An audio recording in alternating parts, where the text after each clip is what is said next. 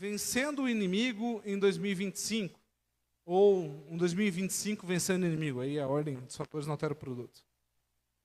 Quando a gente vira de ano, né, quando existe a virada de ano em dezembro, todo ano é assim, parece dar um negócio meio místico, né? Parece que reseta a vida, né?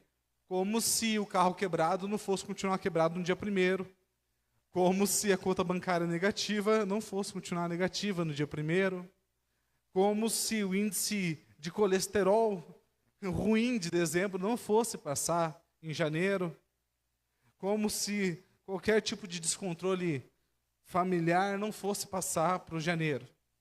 A gente é meio, igual eu falei, meio místico, meio pessimista nesse período do ano, né? A gente esquece que se nós não mudarmos, nada muda. Eu acho que esse é o grande fato.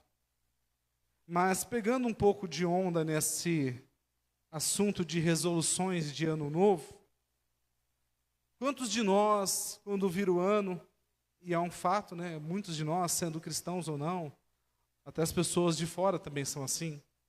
Quando vira o ano, a gente põe a nossa vida num papel e a gente senta, talvez por uma vez por ano, para pensar o que nós estamos fazendo nas nossas vidas.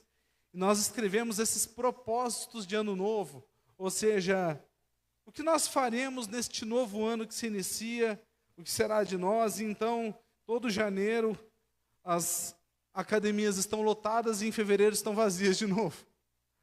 Todos os janeiros, as clínicas estão de dieta, de nutricionista, estão cheias e em fevereiro estão vazias de novo.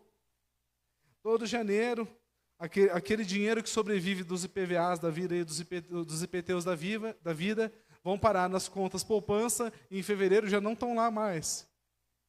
Todas as viradas de ano, diversas famílias fazem promessas vazias entre os seus entes e em fevereiro nada mudou. Todos os anos, milhares de promessas são feitas e não são cumpridas. Mas, diferente disso, o meu propósito hoje é que as promessas que foram feitas, ou que sejam feitas hoje, para Deus sejam cumpridas. Quem de nós, irmãos, não quer ser mais feliz neste ano que se iniciou? Como eu disse, é meio místico, essas viradas de ano é sempre assim, a gente olha para trás, vê todo o sofrimento que nós vivemos durante o ano inteiro, ou tudo que deu de errado, e nós falamos assim, não, mas esse ano vai ser diferente. Como se uma esperança sobrenatural viesse. Não, mas esse ano eu vou fazer diferente, esse ano vai ser diferente, esse ano eu vou emagrecer, esse ano eu vou guardar dinheiro, esse ano tantas coisas vão mudar, eu vou ser melhor para minha família, eu vou estar mais presente para meus filhos. Esse ano. Mas como eu disse, nada muda se você não mudar. Nada muda se você não der o primeiro passo. Se você não insistir, se você não tiver persistência naquilo que você está fazendo. E mesmo nós, eu estou falando de coisas naturais, porque eu acredito que de coisas naturais todos nós entendamos. Todo mundo entende que é uma dieta, amém? A gente promete fazer dieta, não faz. Todo ano é assim, mas nas coisas espirituais não é diferente, irmãos. Quantos de nós talvez não queríamos ou não queremos sermos mais felizes em nós? E aqueles que encontraram a felicidade em Deus, talvez, eu espero, que queiram ser mais úteis na igreja, mais útil para Deus, mais útil para os seus irmãos, mais úteis para o convívio, para a sociedade, ser mais útil de alguma forma para a sua família, ser mais feliz nisso, porque nisso está a felicidade. Então, vencendo o inimigo é a gente entender quem é o nosso vilão da história. Mas, por pegadinha que o nome pareça, se você for parar para pensar, a dieta, ela não começa aqui. A dieta começa aqui. Ela começa na cabeça, não na boca. O exercício lá, ir para a academia, o corpo dói, tem um preço. E não começa no corpo, começa na cabeça. Você cuidar da sua vida financeira, regularizar suas contas, não começa na conta bancária, começa na cabeça. Começa com você entendendo que você não pode gastar mais do que você ganha. Então a batalha, percebam, embora existam intempéries, nunca é contra o banco. é contra você mesmo. Nunca é contra nutricionista, é contra você mesmo. Nunca é contra a academia, é contra você mesmo. A batalha, ela nunca está fora, ela está dentro. Todas as batalhas das resoluções que nós fazemos nos finais de anos não estão lá fora, estão aqui dentro. E no mundo espiritual também não é diferente, meu irmão. Não está aí fora, está aqui dentro. Está dentro das nossas próprias cabeças. Está dentro de nós mesmos as respostas. Eu não tiro, irmão, o valor disso, tá? Fique bem claro. Eu acredito que existe um inimigo, o diabo existe, eu acredito que existe artimanhas, eu acredito que existem armadilhas, eu acredito que existe atuação do mal. Mas os irmãos que são dessa igreja sabem que eu falo muito pouco do diabo, ou quase nada, ou o mínimo possível. Não quer dizer que eu ignore o poder que ele tem terrenamente falando, a capacidade que ele tem de mentir, de enganar. Mas eu entendo uma coisa que eu vou tentar passar para vocês hoje. O inimigo, irmãos, ele pode muito pouco na vida de quem achou a Cristo e que tem um coração centrado nele, numa mente blindada. Então, o mais importante do que ficar uma luta eterna contra o diabo é entender que se você tiver uma mente blindada, ele não tem poder sobre você. É entender, irmãos, que o diabo, de novo, uma pessoa que é convertida, que achou a Cristo, ele não vai te possuir e fazer você tomar atitudes erradas. Não é o diabo, irmãos, é você. Muitas vezes, e é por absurdo que pareça, existem muitas vidas que o diabo não precisa trabalhar. A pessoa se destrói sozinha. A pessoa, ela desfaz tudo sozinha, ela desconstrói sozinha, ela toma as atitudes erradas sozinha. Da mesma forma que, como no meu exemplo eu dizia, que a pessoa se auto-sabota, sabendo que o colesterol está alto, sabendo que o triglicérido está explodindo, e a pessoa não tem força de mudar, como eu disse, as academias aí em janeiro, da mesma forma as pessoas não estão sendo manipuladas pelo Burger King. O Burger King não está lá, vindo na tua casa, entregar e enfiar na tua boca forçado. Você está indo lá buscar o lanche. É você que pediu o lanche. O diabo também é assim. O diabo não te obriga a nada, ele não tem esse poder, irmãos, porque se ele tivesse, a gente estava enrolado. O diabo não pode te obrigar a nada. O que ele faz, assim como o Burger King, é te oferecer um produto agradável, que você vai querer comer. E quando você come esse produto que aos seus olhos é agradável, você tem um prazer momentâneo, mas você esquece que aquele produto está te gerando morte a curtos prazos. Assim como é para alguém que tem problema de colesterol, está comendo besteira, gordura. Então o inimigo, irmãos, entendamos isso hoje. O inimigo, primeiro, não é o diabo. O inimigo é quem você vê no espelho. É aquela pessoa que está olhando nos seus olhos quando você olha no espelho. Aquilo lá é seu inimigo. Existe uma frase cristã, não é bíblica, mas fala assim: você me salvou de mim mesmo. E esse é o ponto. A mensagem de Cristo, ela vem para te salvar, antes do próprio diabo, ela vem te salvar de você mesmo. Dos seus próprios enganos, das suas próprias mentiras, das suas próprias perversões. E como eu falava sobre a vida cristã, e usando o exemplo da vida financeira e da dieta, da vida corporal, quando você se perturba e você se perde na caminhada, e você se deixa tomar atitudes ruins, existem consequências. Na vida natural você pode ter um infarto, se você continuar descontrolado. Você pode ter uma veia entupida, um derrame. Na vida financeira, irmãos, tem uma frase que diz assim: você quer ver o diabo, fica sem dinheiro. Quem já ouviu essa? Você acha, irmão, que um casamento, onde existe alguém que é um provedor, onde existe filhos, onde existe uma esposa, vai ter paz dentro de casa se estiver faltando comida? Se estiver pendurado as dívidas? Se estiver passando necessidade? Agora, é importante ou não o equilíbrio na vida financeira? É importantíssimo. Quer ver o diabo, como a gente brinca, quer ver o diabo, fica sem dinheiro. E na vida cristã, da mesma forma. Se nós quisermos ser felizes nesse ano que se iniciou, nós temos que começar mudando em nós alguma coisa. Na nossa própria mente, nos nossos próprios corações, nos nossos próprios caminhos, nas nossas próprias escolhas. Dominando os nossos passos, dominando as nossas direções, sabendo onde estamos pisando ou as escolhas que estamos fazendo, nos controlando, irmãos. E não quer dizer que vai ser fácil. Para quem está acostumado a comer BK, ter que comer salada não é legal. Não é divertido comer uma salada. Não é divertido não poder tomar refrigerante, aquela bomba de açúcar. Não é divertido não poder tomar um sorvete. Você tem que se controlar, é complicado. Não é legal, é triste, dói. E na vida cristã existe esse preço também.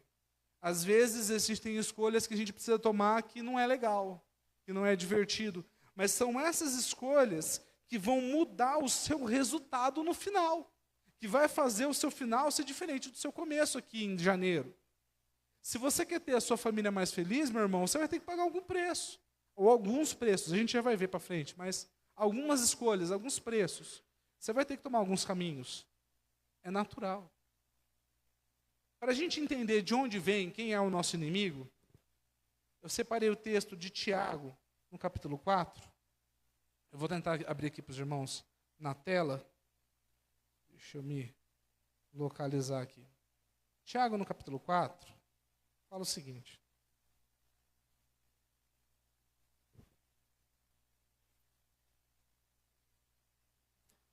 Vamos lá.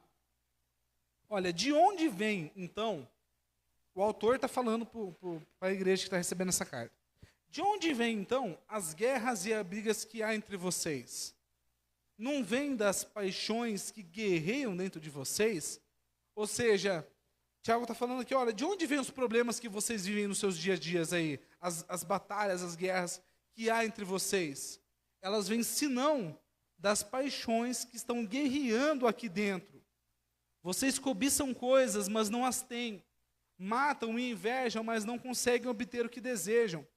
Percebam, olha só, antes da gente continuar, percebam como é que Tiago está jogando um deparo aqui. Olha, vocês estão querendo as coisas, vocês estão cobiçando, mas vocês não a têm. Ou seja, é uma batalha eterna sem resultado, sem utilidade.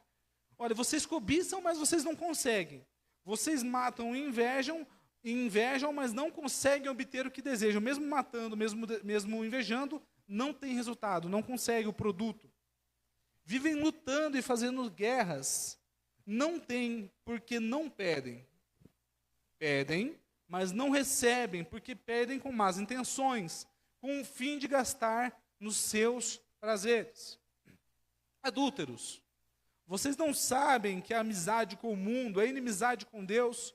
Portanto, se alguém quiser ser amigo do mundo, faz-se inimigo de Deus. Ou vocês acham que é sem razão que a Escritura diz que o Espírito, com E maiúsculo, o Espírito Santo, que Ele fez habitar em nós, tem fortes ciúmes? Ele, porém, concede-nos graça maior. Por isso diz a Escritura, Deus se opõe aos orgulhosos, mas concede graça aos humildes. Portanto, percebam, submetam-se a Deus, resistam ao diabo, e ele fugirá de vós. Submetam-se a Deus, obedeçam a Deus. Resistam ao diabo, e ele fugirá de vós. Sabe o que Paulo está falando aqui? Paulo não, né? O autor de Tiago.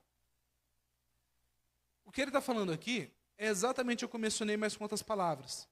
Submetam-se a Deus, obedeçam a Deus, resistir às tentações do diabo, e o diabo vai fugir de vocês, porque se a sua mente estiver blindada, tratada, preparada, o diabo não pode fazer nada contra você. Não pode. A luta começa aqui, irmãos. É claro, irmãos, que a gente está falando do contexto. O contexto geral da vida pode ser ruim, tá? Não quer dizer que o desemprego não vai bater. Não quer dizer que uma situação ruim política não pode acontecer. Não quer dizer que uma guerra, naturalmente falando, uma explosão, algum país, não pode gerar uma dificuldade externa a nós. A dificuldade externa, ela pode acontecer. É natural. Agora, o que ele está falando aqui, irmãos, é de uma estabilidade, que eu sempre costumo dizer aqui, que é uma estabilidade que não está fora, é uma estabilidade que está dentro. Deixo-vos a paz, a minha paz vos dou. Sabe o que é esse versículo? Esse versículo está querendo dizer assim, o pau pode estar quebrando aí fora, meu irmão, pode cair o mundo, A paz do cristão não vai ser abalada, porque a paz dele não está baseada na conta bancária, não está baseada nas intempéries da vida. É sobre isso que a gente está falando. É sobre isso que eu estou falando de ter a mente blindada. Nunca é, irmãos, lembre-se disso neste ano. Nunca será sobre o que acontece com você. É sobre como você responde ao que acontece. Sempre será isso.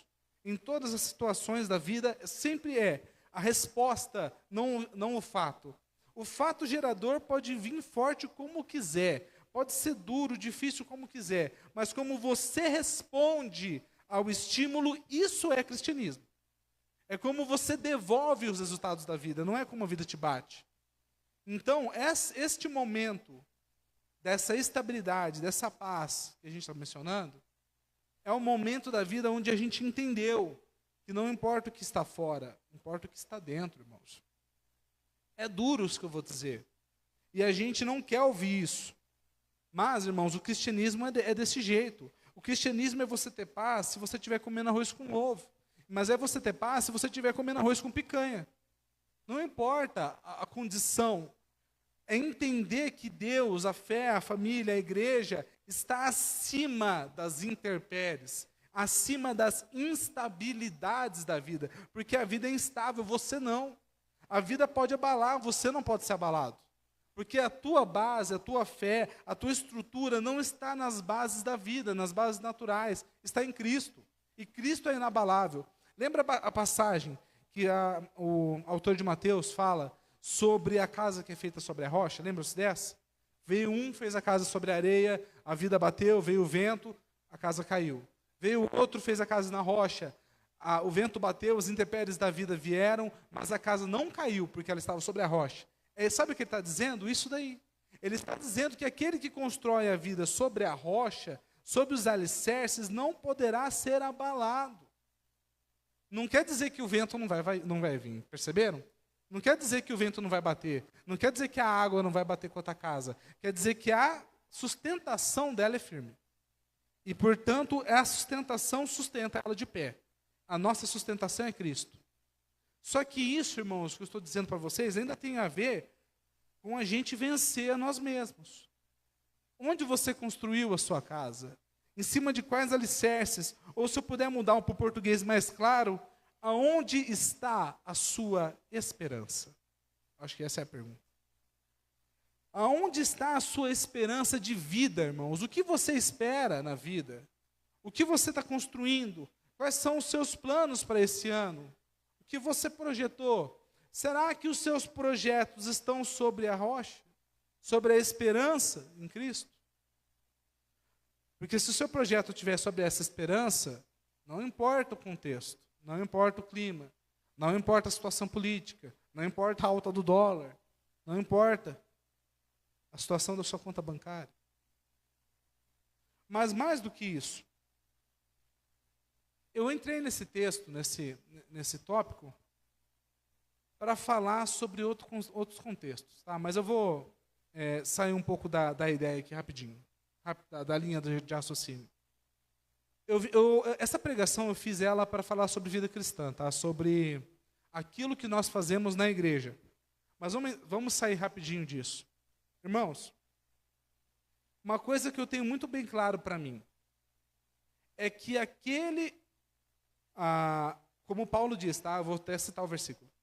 Portanto, aquele que está em Cristo, nova criatura é. Concordam? Aquele que está em Cristo, nova criatura é. As coisas velhas se passaram, e eis que tudo se fez novo.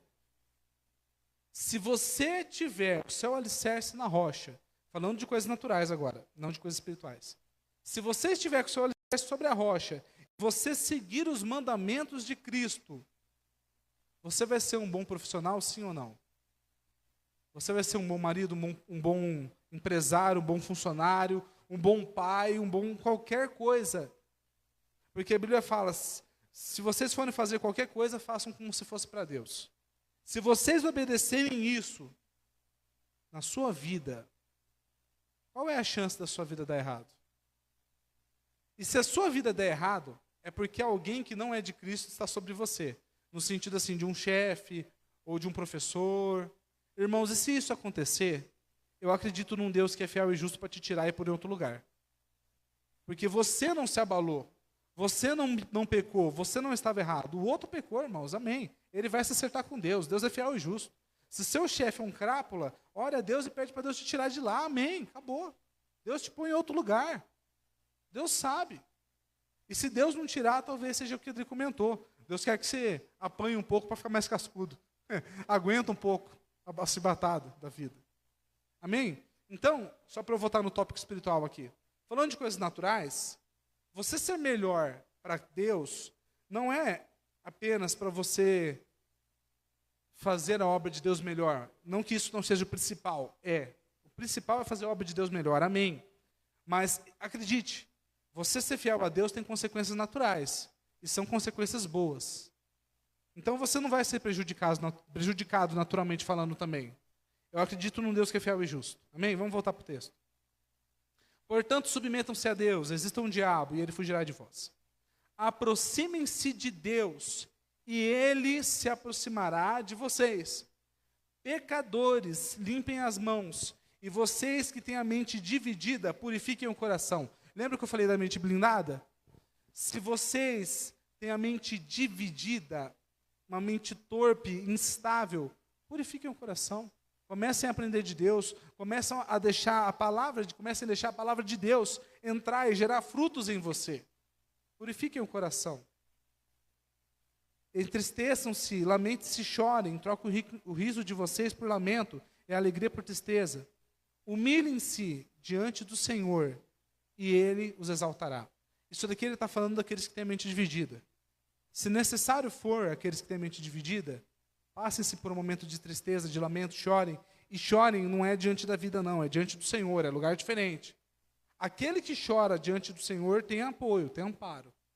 Esse está aos pés da cruz. Esse o Senhor enxuga lágrimas, é diferente. Humilhem-se diante do Senhor e Ele os exaltará.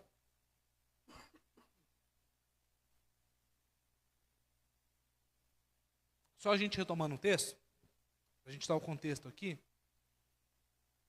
Então, de onde vêm as nossas provações? Tá? De onde vêm os momentos difíceis da vida? De onde vêm as batalhas emocionais que nós passamos? Se não das paixões que guerreiam aqui dentro. Os irmãos não precisam responder para mim, pensem aí. Quantas situações vocês já se enfiaram por instabilidade emocional? Eu tenho algumas na minha mente, minhas. Situações complicadas que eu me enfiei. Como dizem, você pega a prova com a mão, sem precisar. Porque você não obedeceu a Deus. Porque você não teve estabilidade emocional para lidar com a situação. Porque você não obedeceu a Deus quando Deus falou que era para você ser manso. E aí? Acontece ou não acontece, irmãos? Ou só acontece comigo? Não obedece a Deus. Vem as batalhas, vem as dificuldades. Quer ser mais feliz esse ano?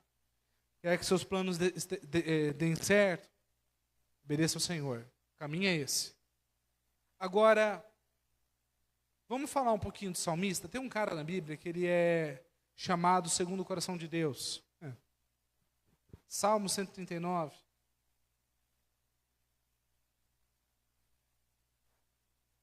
O autor começa o Salmo 139 falando: sonda, meu Deus, me conhece.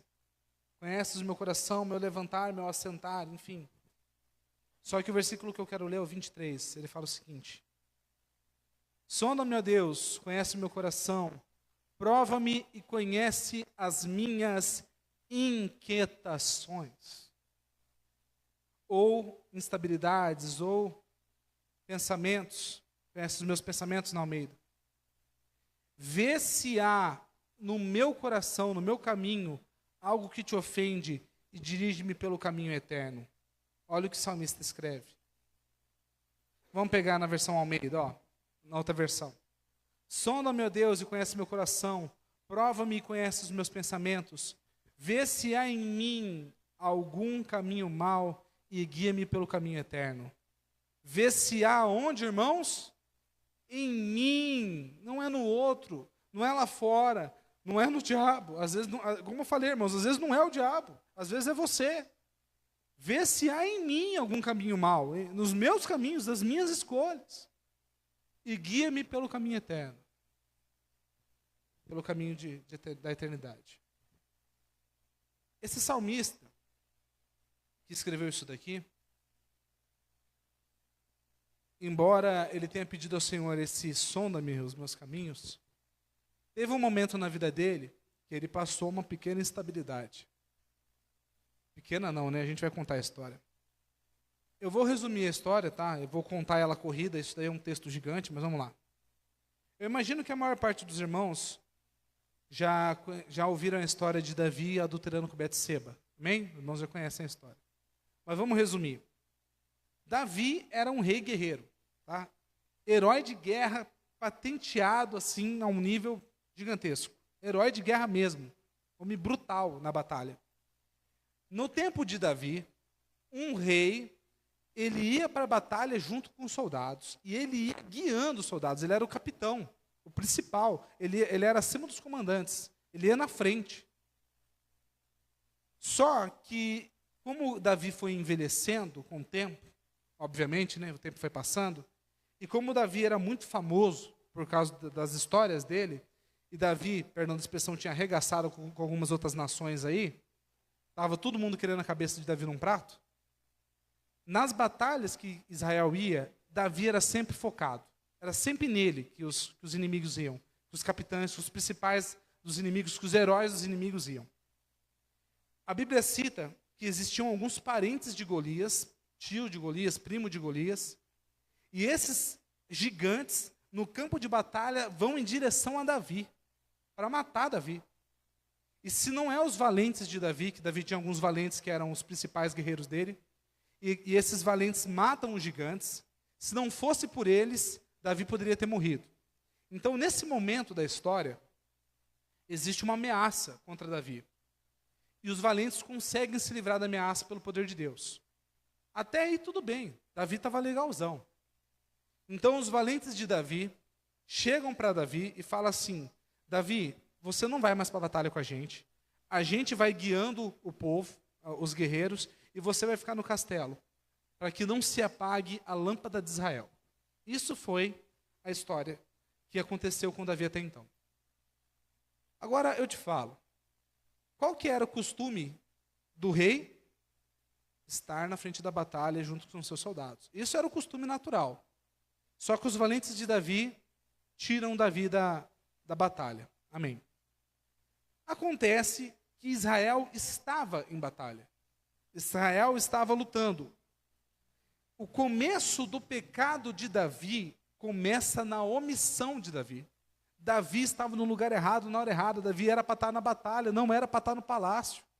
Davi estava fugindo da responsabilidade dele como rei. Não era para ele estar no palácio, mas ele estava no palácio. E como o palácio era uma grande fundação, um gigante, um castelo, ele, da varanda dele, ele enxerga uma bela mulher tomando banho. Não é como se Davi não tivesse centenas de mulheres, concubinas. Não é como se ele nunca tivesse visto uma mulher na frente. E essa mulher era esposa de Urias, que era um dos soldados de Davi. Os principais soldados ficavam ao redor do palácio, porque Davi convocava esses caras. Então, Urias era próximo, era a casa vizinha de Davi. Aí eu te pergunto, irmão, agora vai a pedrada. Davi já tinha tido várias mulheres, tinha vários filhos nessa altura do campeonato já. Ele olha para Betseba e ele deseja Betseba. Vamos dar uma colher de chá? E vamos dizer que foi o diabo que lançou a seta do desejo nele, tá? Não foi, mas vamos falar que foi o diabo que lançou no coração de Davi, falando assim: olha, por que você não possui essa mulher? Vamos dar essa colher de chá. Foi o diabo que possuiu Davi e mandou ir buscar Betseba? Não foi. Davi, o homem segundo o coração de Deus, a Bíblia fala, esse cara que escreveu esse salmo aqui, sonda-me, me conhece, vê se há em mim algum caminho mau. Esse cara, por um momento de bobeira, que o coração, a mente dele não estava blindada, por isso que eu falo para vocês, que para o crente, muito pior do que o inimigo rodando ao redor, buscando quem possa tragar, é não ter a mente blindada, a mente está fraca, ele vai lá e manda chamar Betseba. O que acontece, irmãos, com o menininho Davi?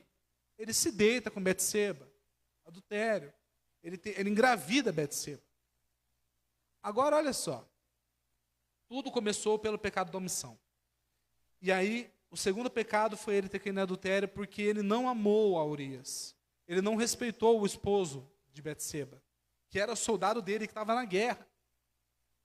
Como ele engravida Betseba, para tentar sabonetar o problema, ele chama Urias, ele embebeda Urias e manda Urias ir para a casa dele e deitar com Betseba. Por quê? Porque se ele dorme com Betseba e a mulher aparece grávida, o que aconteceu? É filho de Urias. Olha a jogada. Só que Deus tinha um negócio tão pesado com Davi, que Deus põe alguma coisa no coração de Urias, e Urias dorme bêbado na porta do palácio, e não vai para casa. Davi chama ele na chincha e fala, cara, por que você não foi para casa? E ele responde assim, meus irmãos estão na guerra, e eu estou aqui dormindo com a minha esposa? Noção muito maior do que Davi, né? Que era para estar na guerra e não estava. O que Davi faz? Davi manda Joabe matar Urias, indiretamente, mas manda. Joabe era capitão de Davi, comandante de Davi. Ele manda colocar Urias na linha de frente. Urias morre em batalha, porque ele estava numa posição que não era para ele estar lá, uma posição errada. Davi manda matar Urias. Ah, legal, né? Teve um problema na vida de Davi, ele não blindou a cabeça dele, ele não ouviu a voz de Deus, ele não venceu o próprio espelho, quando o espelho dele quis vencer ele, o homem dele quis vencer ele. Ele não venceu, fica por isso mesmo, né? Negativo. Agora eu vou falar para vocês a consequência, que talvez vocês não tenham ouvido ou não lembrem da história, porque até esse ponto da história, amém, todo mundo lembra, né? Qual foi a consequência? Primeiro, Davi perde o filho de Betseba, o neném morre, a criança morre. Davi fica 40 dias chorando pelo menino, mas Deus não permite, o menino morre, o menino do adultério morre. Ah, acabou por aí, né? Não acabou por aí. Por causa deste fato, deste momento, por causa desta falha de Davi, Deus chega para Davi e fala assim, Davi, no seu reino não faltará a espada. E essa foi o mais pesado. O que acontece, irmãos? Davi tinha várias mulheres, tinha vários filhos dessas mulheres. Aminon vai lá e estupra Tamar, que era filha de Davi. E Aminon também era filho de Davi. Ele era filho de uma mãe e a Tamar era filha de outra mãe. Os dois eram filhos de Davi. Aminon, filho de Davi, estupra a própria irmã, Tamar. Davi corrige ele? Não, Davi não tinha moral para corrigir ninguém, Davi era adúltero. Davi peca de novo, não corrigindo o filho, Aminon. Por causa desse estupro de Tamar, aparece outro sujeito na história, filho de Davi, príncipe Absalão. Absalão vai lá, irmão de Tamar, mata Aminon, que era irmão deles também, e dentro da casa de Davi, um filho mata o outro, e um filho estuprou a própria irmã também. A espada começa a correr solta. Acabou? Não acabou.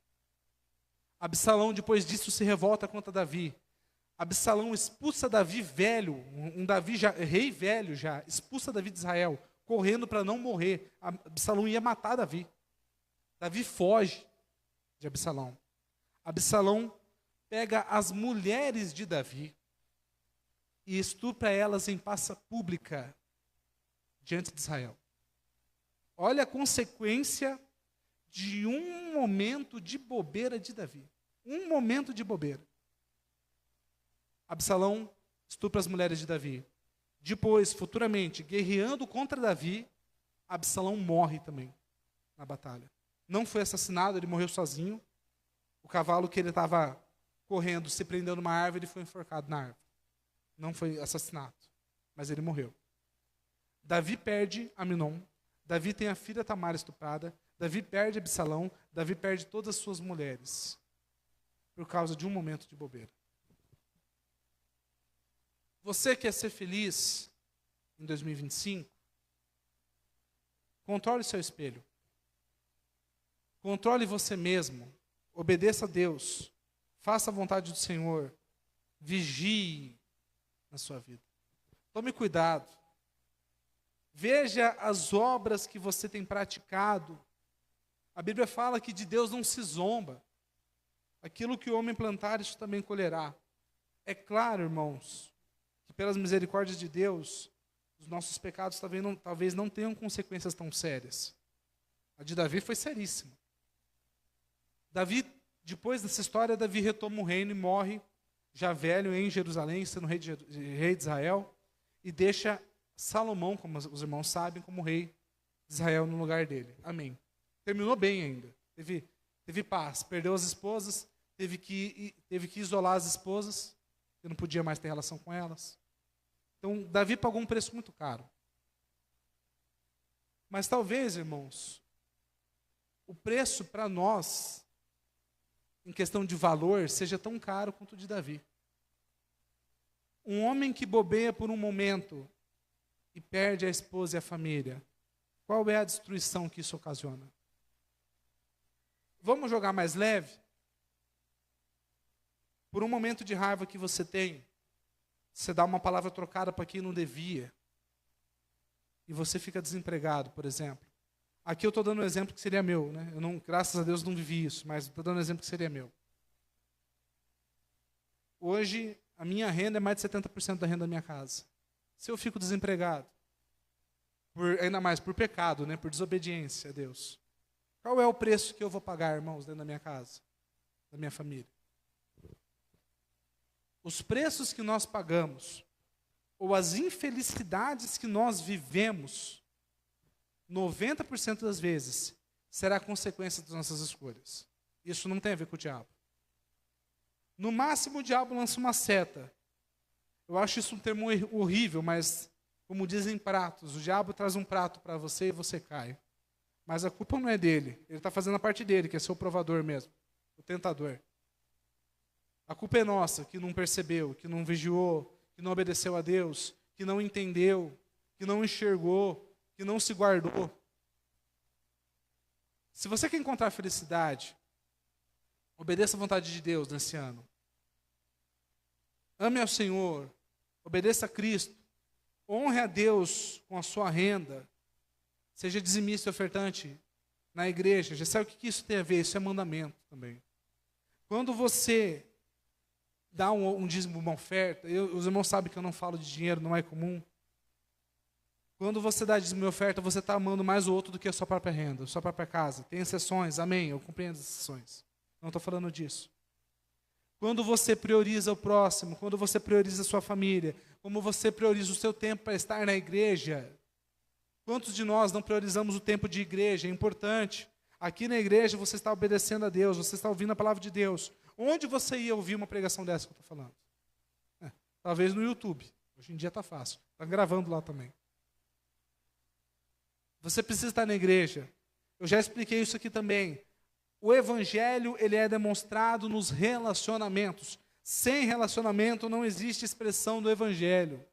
Você só pode obedecer a Deus, que vai mandar você amar o próximo, se você estiver próximo de alguém para amar. Não tem como você amar o outro que está longe. Tem que estar próximo. O amor de Deus é demonstrado nos relacionamentos de igreja. É dentro da igreja que as necessidades são supridas. É dentro da igreja que um estende a mão para o outro para ajudar. É dentro da igreja que um aconselha o outro. Você não é a última bolacha do pacote, meu irmão. Você não sabe tudo. Você tem que aprender, você tem que ouvir o conselho dos outros. Você tem caminho ainda para andar. Às vezes tem um mais velho que você na fé que já viveu aquilo que você está passando. Que sabe o que você está passando. Que já entendeu. Você precisa estar aqui, irmão. Você precisa obedecer à vontade de Deus. Você precisa ser servo. A igreja não é sobre ser o bonitão, é sobre ser o menor. O pastor, os ministrantes são os primeiros a servir. E isso em todas as coisas.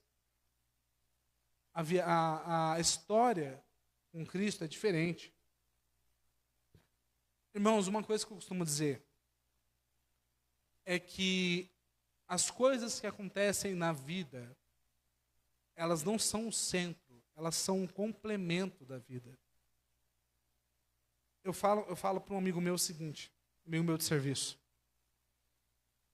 Você não vive para trabalhar, você trabalha para viver, é diferente. Você viver para trabalhar quer dizer que o centro da tua vida gira em torno da tua arrecadação, do teu trabalho. Agora, uma vez que você trabalha para viver, você usa o dinheiro, o seu trabalho como fonte, como ferramenta, não é como propósito. O teu tempo com a tua família deveria ser mais importante do que isso.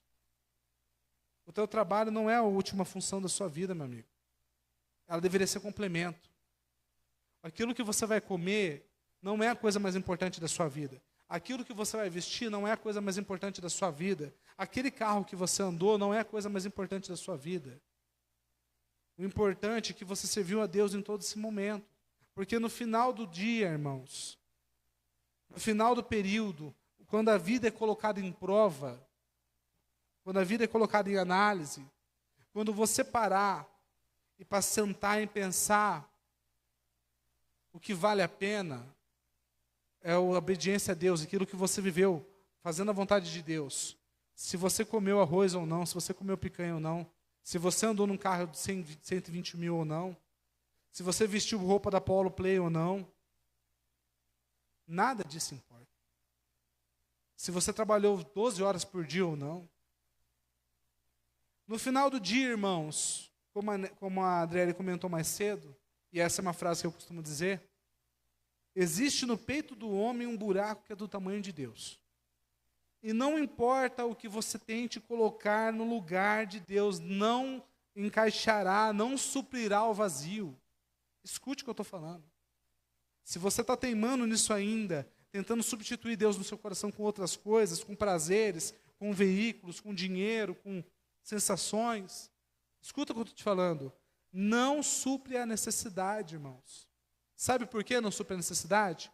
Porque lá em Provérbios fala, o rei Salomão fala que Deus colocou no coração do homem a semente da eternidade.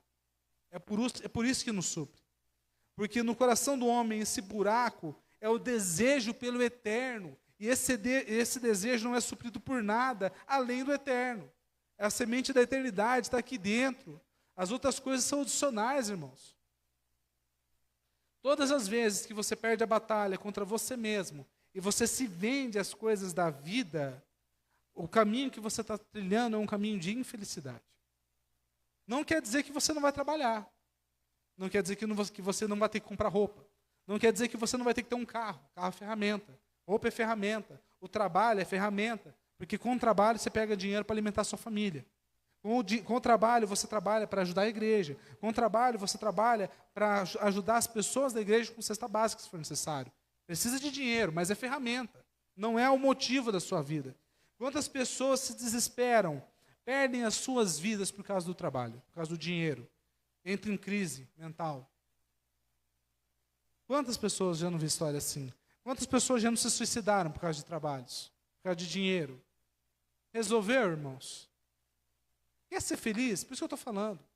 Fundo do meu coração, quer ser feliz? Obedeça a Deus. Você vai ver que não é o dinheiro, você vai ver que não é as sensações, você vai ver que não é o que você pode comprar.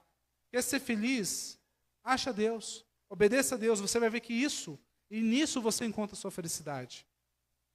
É nisso que você vai encontrar propósito. É nisso que você vai encontrar satisfação. Vamos dar uma olhada em Gálatas para a gente finalizar? Gálatas 5, eu finalizo.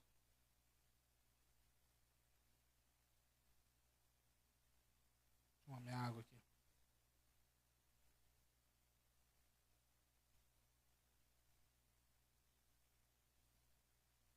Gálatas 5, 13. Vou abrir aqui.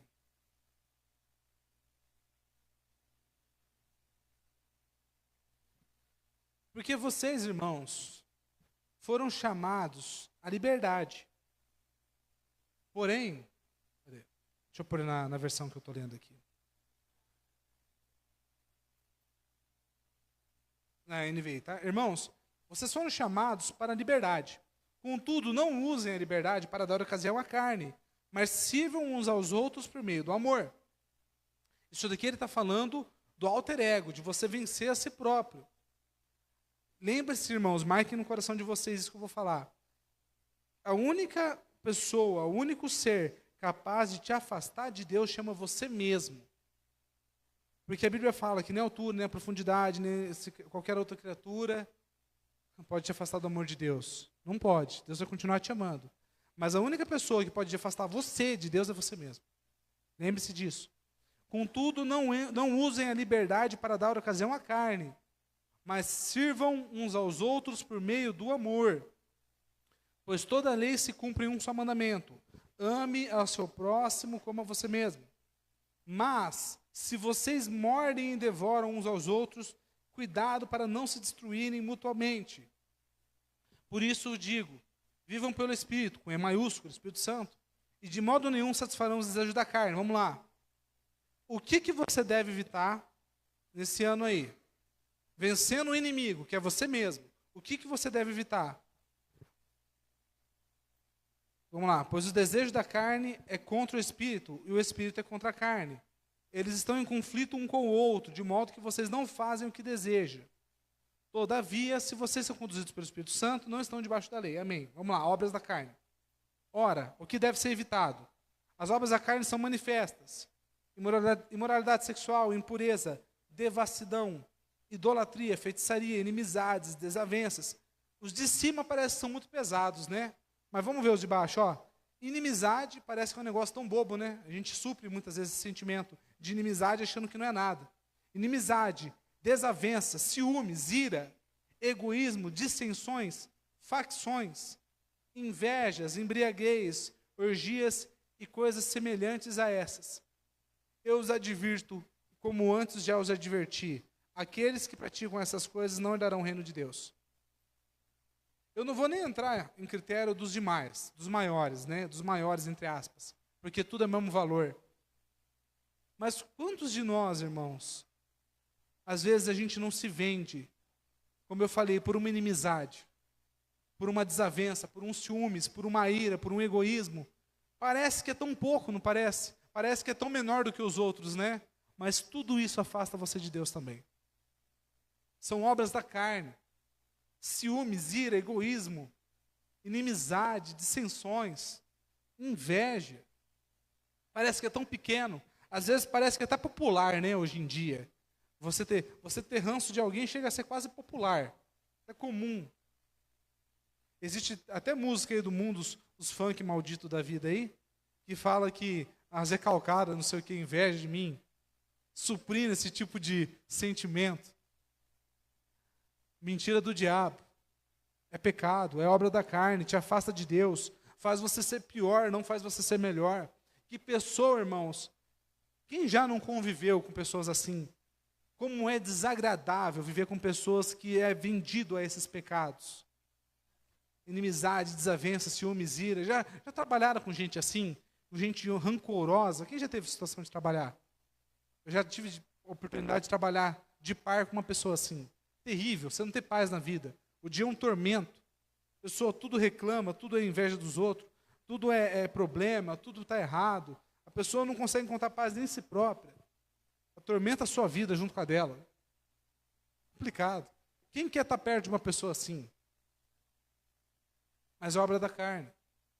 Agora, quais são as obras do Espírito que a gente deve seguir? Vamos lá. Entretanto, o fruto do Espírito é amor, alegria, paz, paciência, amabilidade, bondade, fidelidade, mansidão, domínio próprio. Contra essas coisas não há lei. Por quê? Porque os que pertencem a Cristo Jesus crucificaram a carne com as suas paixões e os seus desejos. Que o texto lá que eu li, o primeiro texto de Tiago fala? Qual é o problema o que gera guerra e brigas entre nós? As suas paixões. E o que o texto de Gálatas fala? Os que pertencem a Cristo Jesus já crucificaram a carne com as suas paixões e os seus desejos. Essa é a verdade. Já que vivemos no Espírito, andemos também pelo Espírito. Não sejamos presunçosos, provocando uns aos outros e tendo inveja uns dos outros. Gessé, é fácil isso daqui? Irmãos, vamos ser honestos. É fácil ter paciência? É fácil ser amável? É fácil ter bondade? É fácil ser manso? É fácil ter domínio próprio? Não é, irmão. Não é fácil ter domínio próprio.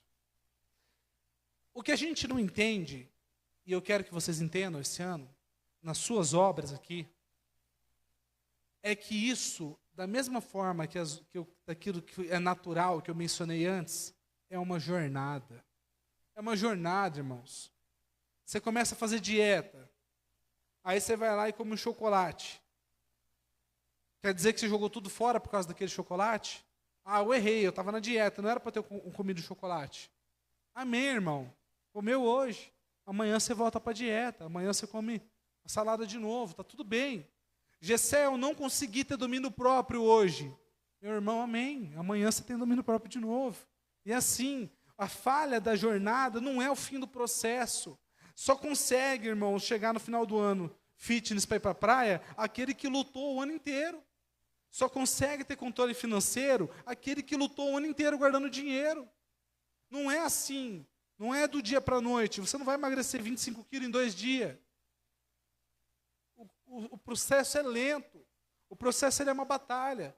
Mas eu tenho certeza que a pessoa que lutou o ano inteiro tem muito mais facilidade de guardar dinheiro lá em setembro do que guardou em janeiro. Porque viu o fruto do resultado do trabalho dele.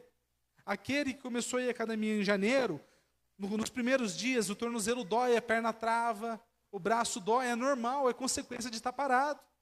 Da mesma forma na nossa vida espiritual, é difícil você ter domínio próprio porque você não exerce domínio próprio. Você está enferrujado. Você precisa continuar caminhando. Porque vai chegar um momento que você vai ser especialista em ter domínio próprio. Você já viveu tanto. Você já teve tanta experiência para ter domínio próprio, para ser manso, para ter bondade. Agora, as primeiras vezes vai ser difícil mesmo. Sabe? Aquele momento em que o coração até descompassa, que a garganta trava para falar, vem até aqui em cima, você segura. Não é fácil, irmão, é ruim. Isso é ruim mesmo, é natural. É a natureza querendo falar mais alto. Vai ser difícil. Eu não estou falando que é fácil. Mas eu estou dizendo para você que, embora não seja fácil, você talvez não consiga ser feliz se você não viver esse processo, essa luta diária, sendo melhor amanhã do que você era hoje. O evangelho nunca é sobre se comparar com o outro, é sempre se comparar consigo próprio. O Gessé de amanhã tem que ser melhor do que eu era hoje. Por isso que a Bíblia fala, conheçamos e prossigamos a conhecer o Senhor. É isso, é você se tornar melhor a cada dia, para Deus e para os outros. E eu tenho certeza que se você vencer esse inimigo, que é o inimigo que você vê no espelho, você vai terminar o ano de 2025 mais feliz do que você começou. Amém? Deu para entender, irmãos? Foi claro? Cadê o Dina?